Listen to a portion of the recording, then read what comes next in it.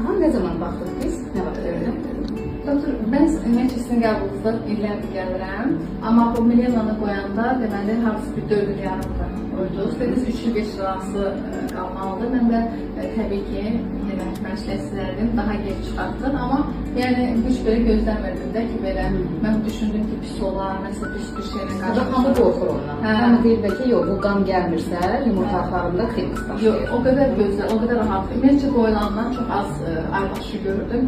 Mən belə daha rahatam. Yəni Çəki artırmadı. yox, əksinə, yəni qoyulanda, Milena'nı qoyanda mən 62 kiloydum, hal-hazırda 57 kiloyam.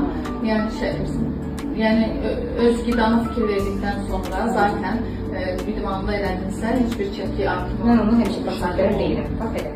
Çox yalanlar, çox razı. İnsan özündən asılı o şey. Heç yəni, heç gözlədiyim kimi olmadı, ağrı olmadı, heç bir İnsan qədər ağrıyor. Yox, cinsel Adi vaxtda ağrıyor. Yox, üstə gəldi,